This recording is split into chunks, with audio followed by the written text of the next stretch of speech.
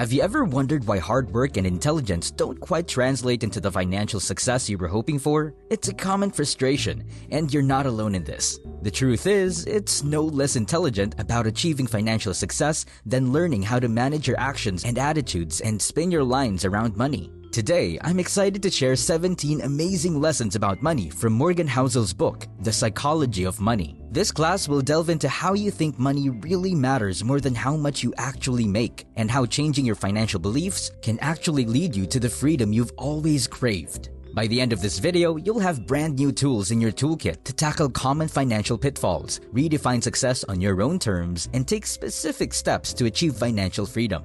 Go ahead and hit that subscribe button, and let's go on this journey together to master the mindset of money.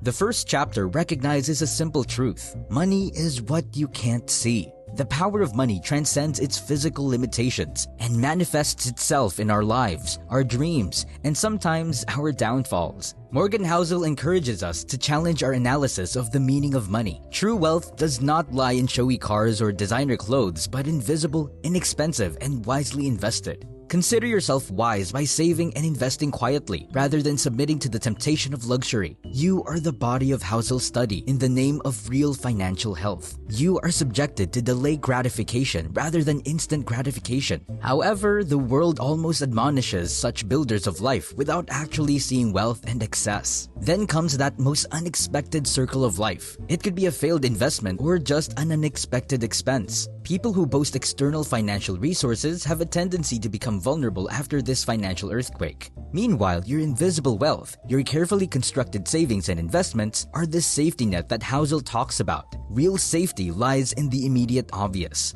What if we look at money this way? Recognizing the value of what we save and market rather than what we spend is a different way of looking at economic success. It opens our minds to be humble, to think before we prepare for the unexpected.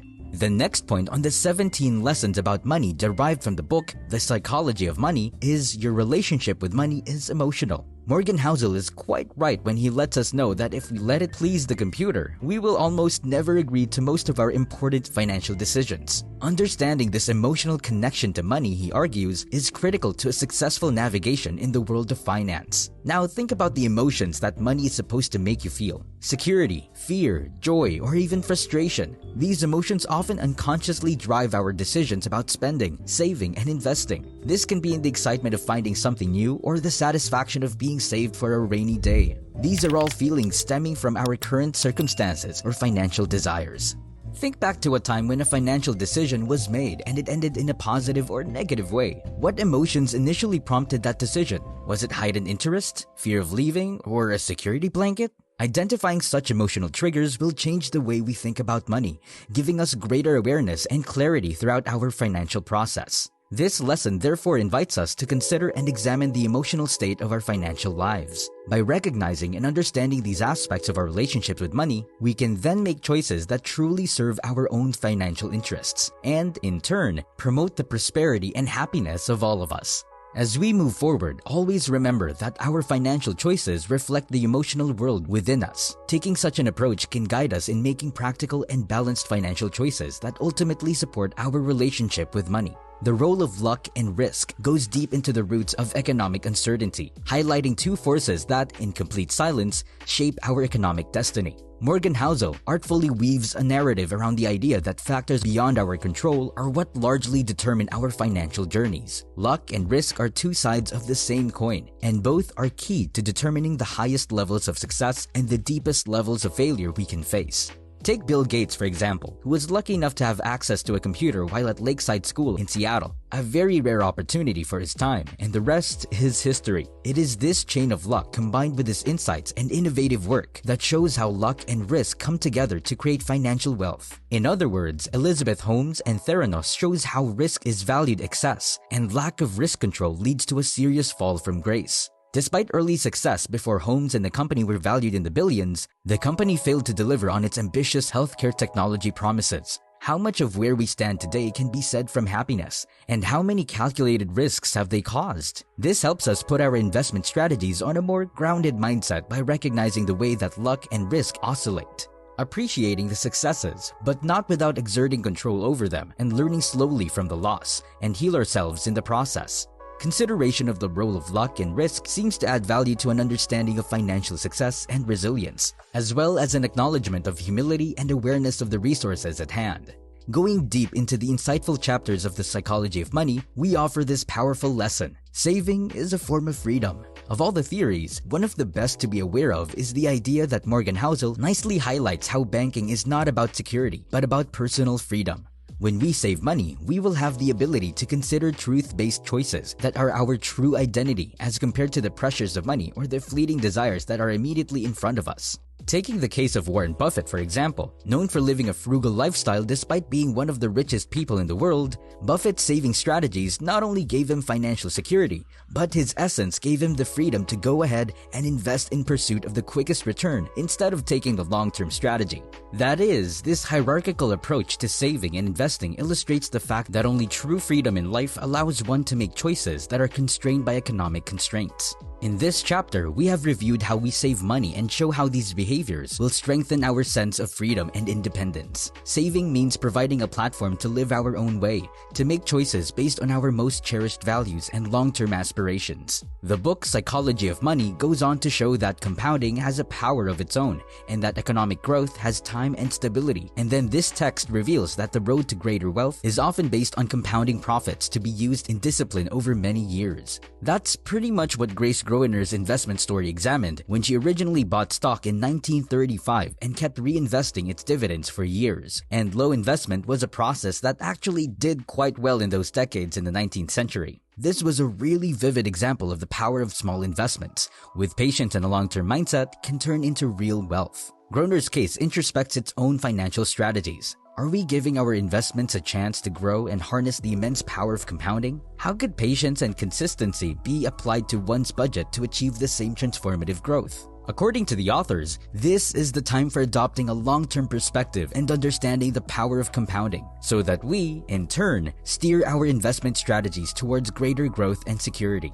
Next, from the book, The Psychology of Money, highlights deep truth in the lesson, controlling your time is the highest dividend money pays. In fact, control over one's time is almost synonymous with financial independence, wealth, and ultimate independence. It gives us the freedom to decide how, where we use, and use fixed assets such as physical goods or financial assets. When you think about that, imagine former pro poker player, interviewer, and commentator Annie Duke. Financial success in poker allowed him to manage his time to pursue his lucky opportunities on his own schedule, showing that in reality, time management equals control of your entire life. This freedom, if the use of it, to plan his travels without the horns of financial pressure and the freedom to live on his terms emphasize the message. This study draws our attention to our unique financial preferences and realization of time. How do financial decisions come into play with our desire to have control over how we spend our days? It is a reminder that although the accumulation of wealth is an admirable end, one of its greatest rewards is time. Beginning this chapter with Be Careful with Leverage from the book The Psychology of Money, we subtly add to an understanding the fact that leverage is a powerful tool for creating economic growth and courage, but carries with great risks. Thus, this study brings out the importance of using leverage wisely, as it can create and destroy wealth with the same characteristics. A cautionary tale in this regard concerns Long-Term Capital Management, or LTCM, a hedge fund of the 1990s that used high levels of leverage. The Russian crisis of 1998, partly responsible for the near collapse of LTCM, is an example of how close one can come to falling off the knife's edge, truthfully reflecting the trade-off between risk and reward using financial strategies. How do we balance the need for high returns with the need to protect our own bottom line? The LTCM case is clear evidence that, while leverage has opened up unlimited possibilities, it requires some discipline and strategic thinking to avoid running into big risks.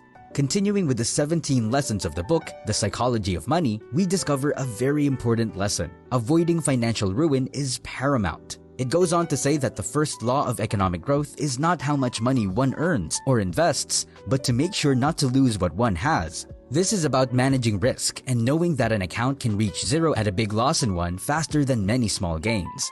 A classic example is the case of Nick Leeson, who in 1995 brought down Barings Bank with his high-risk trading strategies in the United Kingdom. His speculative gambling on futures contracts This article illustrates the danger arising from poor risk management and the need for hedges against financial ruin. Consider this: how do you hedge your bets on any decision, especially when it comes to your money? Are you adequately protecting yourself against potential losses? And how do you balance the pursuit of profit with the importance of your foundation? Remember that the road to financial security and growth isn't just about making money. It's about assuring you'll never be in a situation where it's possible to lose everything. It's a good road to walk that takes thought and purpose in planning in. Considering aspects related to finance, the Mindset of Money lesson offers a powerful lesson. Everyone has a different view of money. This theory considers the vast potpourri of attitudes and beliefs about social wealth among people, which are influenced by experiences, cultural context, and social aspirations. For example, consider two highly successful individuals, Warren Buffett and Elon Musk. Known for his conservatism and long-term investment philosophy, Buffett believed that money was something that would keep others safe and kind to others. On the other hand, Elon Musk is the famous entrepreneur, almost alone at big companies like SpaceX and Tesla, and he sees money as nothing more than a tool.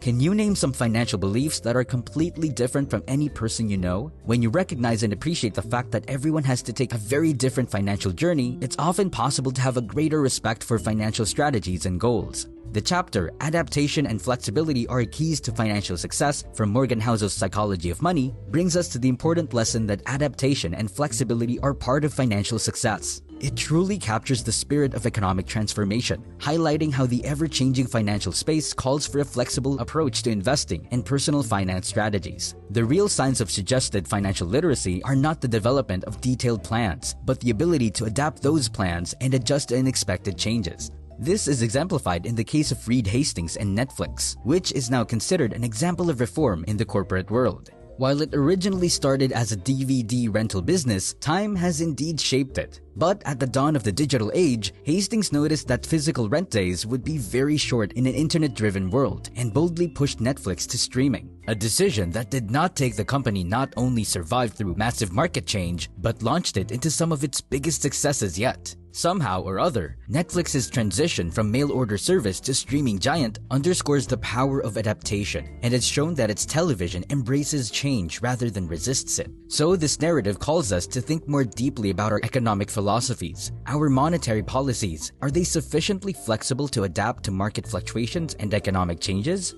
And the lesson has relevance beyond mere corporate policy for equally important personal finance. It teaches us to make sure that we are prepared to change the financial goals and behaviors of our lives, to make sure that our approach to wealth management is dynamic and flexible. The principles of flexibility and resilience underpinning economic success provide an opportunity to use a compass in navigating economic challenges with a growth mindset, flexibility, and sustainable development adaptation. Another of the 17 lessons about money from the book The Psychology of Money, Ignore the Noise, is an interesting call if you pay attention to market speculation. The media is exciting, and among the wide variety of investment advice you get every day, as recently in conjunction with Warren Buffett, exemplified by Charlie Munger's investment style, they've shown outstanding commitment to long-term value if they are not affected by short-term market fluctuations.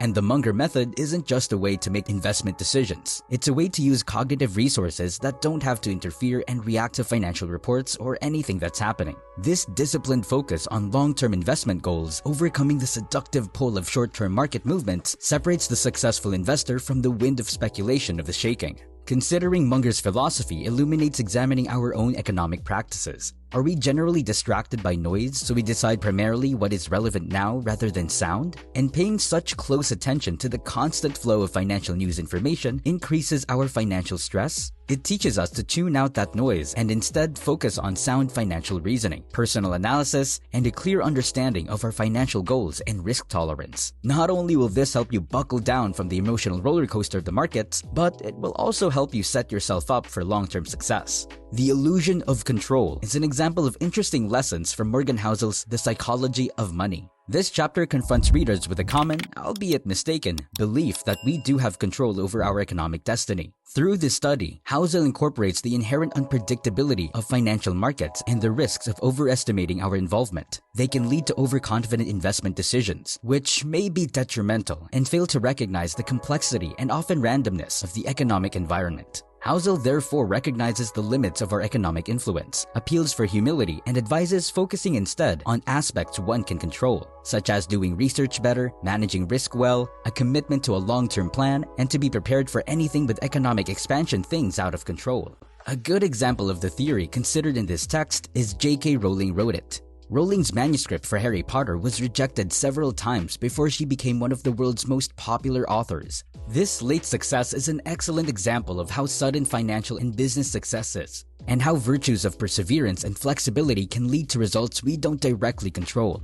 One aspect of the illusion of control, which is the big story in 17 Money Lessons, besides also being an important insight into financial planning, works like a life lesson in another way. J.K. Rowling, the text encourages a rethinking of one's perception of control, encouraging one to be more independent and to think about one's financial decisions and life's challenges. This teaching is but a reminder of what we must do, which is to remain humble, patient, and ready to tread wisely through the uncertain social and economic waters. Another very interesting lesson, The Seduction of Pessimism, comes from The Psychology of Money, where Morgan Housel talks about how negative thinking is in the illusion of control. In 17 Lessons About Money, about monetary policy of itself as one part of a larger story. Besides also providing important insights, on the other hand, it functions like a life lesson in that it reflects balanced concepts that reflect effort, acceptance, and the ability to embrace sudden successes have proven J.K. Rowling. The text encourages a rethinking of one's perception of control, encouraging one to be more independent and to think about one's financial decisions and life's challenges.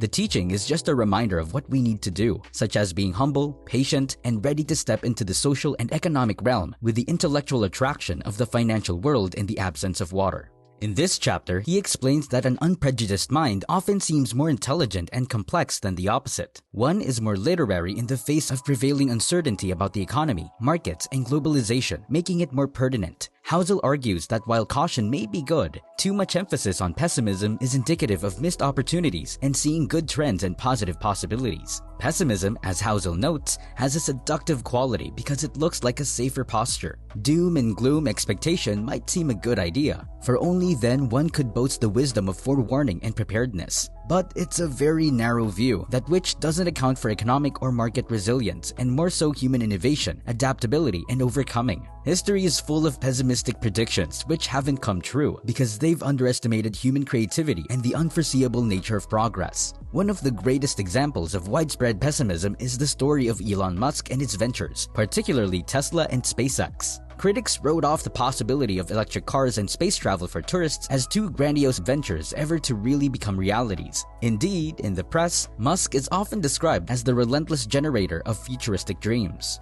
Still, it would be an understatement to say that Musk's creativity and clarity of vision played a crucial role in changing the course of the automotive and aerospace industries. While really having come to mean the electric vehicle revolution, Tesla and SpaceX have notched several important firsts in space, like that of reusable rockets. The trip of Musk is a failure of giving in to pessimism, and on the contrary, the gains of a balanced optimism for the future. An important lesson given in The Psychology of Money by Morgan Housel is room for error, in which a very basic but often forgotten concept in financial planning and decision-making is highlighted. This chapter, therefore, on the margin of safety, is very significant in terms of building a cushion into financial plans, for the future is always so uncertain and it never ceases to amaze. Housel writes, if there is one thing our financial calculations and expectations need, it's room for error. Not just because it's wise, but required to go through the unknowns of life and markets. The lesson is brought from the understanding that no future prediction can be a certain one. When one is prepared for a range of outcomes, but in particular those that are unexpected, then one can take the shocks of volatility and adverse conditions in stride, without losing sight of the financial goals and wellness, even in an individual and institution. The room for error, as Housel explains, stands as a buffer between the unknown and impelling people to make decisions more confidently, though with a slight level of uncertainty. A poignant example to the fact that rooms for error are exactly important would be the tack taken by NASA in their space missions. In space exploration, there are always uncertainties and the possibility of errors arising by the occurrence of technical malfunctions or unpredictable space weather conditions.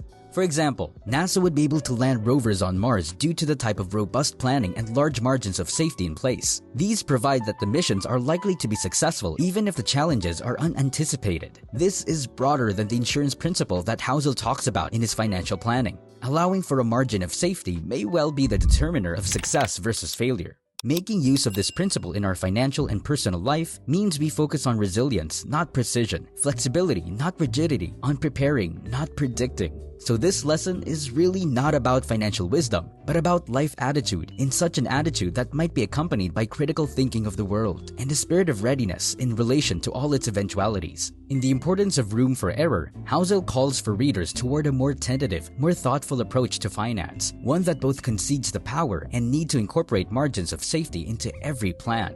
Next on the list of 17 lessons about money derived out of the book The Psychology of Money is Influence of Personal History, where Morgan Housel looks deeply into how background, experiences, and an upbringing value system are major contributors towards financial behaviors and choices in life. Our personal history with money colors our attitudes, fears, and expectations about matters financial and matters generally unnoticed. This chapter explores the notion of how our personal history with money tends to color our attitudes, fears, and expectations about matters financial, frequently in ways we might not be aware of. Housel puts the emphasis on the point of understanding the impacts that the past can bring to rational financial decisions made in the current and future statuses. The takeaway here is that financial habits and beliefs don't have their roots in logic and financial training only. They are deeply linked with experiences.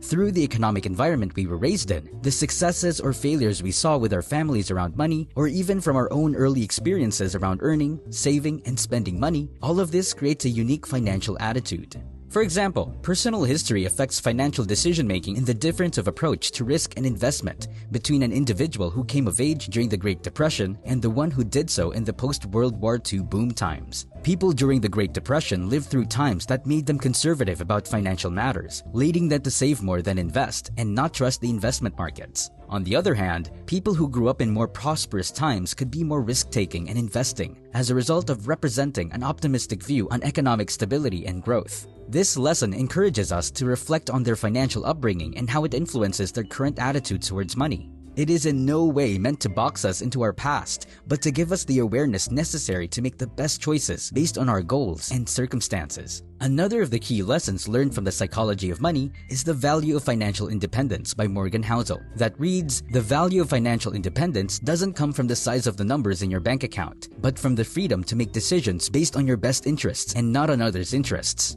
In this chapter, financial independence is not just an aim of gaining wealth, but a mean of control of one's time and decision-making, where the true wealth is in the ability to live life according to one's terms. As Housel puts it, financial independence arises when wealth has grown to such a level that its income on its own will allow one to survive for the remainder of their lifetime without the necessity to be working to cover. This kind of financial security is the kind that allows one to actually enjoy their passions, interests, and personal growth for what they are, and not have to be bound by the economic pressures that would actually dictate them. It's about making choices based on what would make a person happiest and most fulfilled, rather than out of the need for financial gain. Another good example of the essence of financial independence would be the stories of people who have embraced early retirement, more commonly known as the FIRE, or Financial Independence, Retire Early movement. FIRE is an acronym standing for Financial Independence, Retire Early. It is an archetype of saving and investing a significant portion of one's earnings in order to become financially independent way before retirement age as viewed in the traditional context. This allows those who wear wigs to engage in their hobbies, travel, or generally live life without being bound to a 9-to-5 day job. This movement emphasizes the lesson that financial freedom is not about luxuries, but rather about getting the liberties to spend your time in the way you want to spend it, and not in the way you have to because of the obligation of money. The case of this lesson was made about the importance of money holds as a means to freedom and independence. Housel points out to the readers that they need to equate their financial goals with the kind of life they would like to lead. He urges a balanced kind of wealth accumulation, where one is not just financially wealthy, but is free and happy. So one of the deepest lessons given by the story is that, while the path of financial independence is a demanding one, filled with discipline, saving, and investing, the actual reward is not just that of financial security, but of freedom and opportunity. The final lesson of 17 lessons about money, wherein the narrator emphasizes that learning from others' mistakes in money is so insightful and not to be missed. That is the lesson that, as Morgan Housel writes in his The Psychology of Money, readers will have been gathered to confront, to actually learn from experience of making not only one's own mistakes, but watching what everyone else makes mistakes doing. It gives an opportunity to walk wiser through the financial journey without necessarily having to go through some of the common pitfalls that have held others captive. Learning from other people's financial mistakes can expose a person to a wider view of risk, reward, and due diligence in financial decisions. This isn't a lesson in judgment, but a lesson in understanding and empathy, being aware that mistakes can be made by anyone, and such mistakes give rich lessons for all. Conclude our journey through 17 lessons about money with a comment on how learning from others' mistakes ties into this larger narrative of financial wisdom and personal growth. Reflect on the mistakes you've seen in others that have colored your financial philosophy. Which lessons are most forceful for you, and how will they guide your future decisions? The journey along 17 lessons about money is not only about accumulating money, but also a deep and thorough understanding of what it means to handle money wisely. More than making a mistake and learning from it through the example of others, each lesson builds a conscious, resilient, and reflective attitude towards one's personal financial life. We have journeyed through the very subtle financial view that our attitudes and actions around money do play a significant role in our financial affairs. I have learned that the real spirit of financial intelligence is not about numbers, but understanding our intellectual motivations and assumptions about money. From the critical importance of mistakes spaced to learning from the mistakes of others, each lesson highlights the values of experiences, examples, and a nuanced approach to personal finance. These insights said us as financial success comes from acquiring and balancing not only accumulated income, but also our desires, actions, and long-term happiness. It shows the importance of financial independence to achieve life and necessity's potential. As we conclude these lessons, remember that financial education is a never-ending journey, full of learning for those who are ready to learn, adapt, and actually apply these principles to their unique lives and reflect on lessons learned. Tell people who may need them, and additional high-level financial skills always worth seeking. Share your thoughts and experiences, and help build economically strong communities. Thank you for being with me on this journey of knowledge, and much more to come in our quest for financial wisdom.